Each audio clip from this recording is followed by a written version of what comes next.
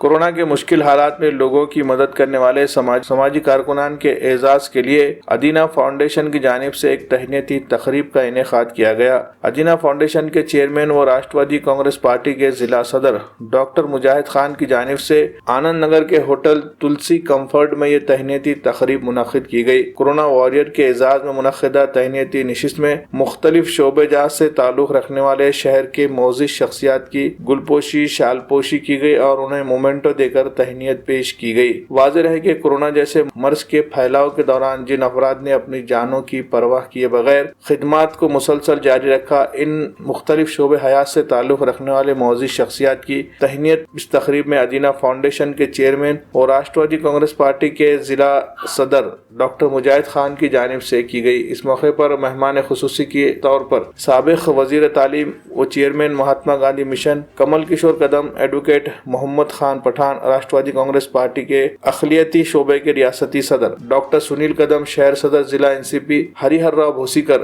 ضلع صدر Rashtrawadi Congress party doctor Arun Manikar, senior physician اور cardiologist member Nanded Covid task force, doctor Anil Kanth Bhosikar, district surgeon Nanded, doctor Sanjay Kadam, member IMA Maharashtra, doctor Manish Deshpande IMA Nanded کے علاوہ دیگر کئی معزز شخصیات موجود تھی۔ اس موقع پر سابق وزیر تعلیم کمل کشور قدم کے ہاتھوں کورونا بہادروں کو اعزاز سے نوازا گیا۔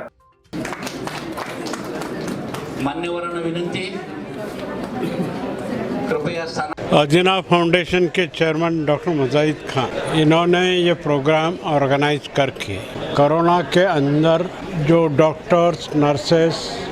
Ward boys, laboratory technicians, hospital staff, یہ سب لوگوں نے جو اپنی جان پہ ادار ہو کر جو کام کیا ہے،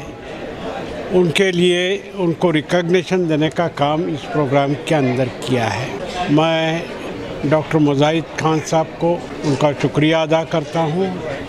کہ اگر اسی طریقے سے اگر ہمت افزائی کرے آپ جو لوگ کام کرنے والے ہیں،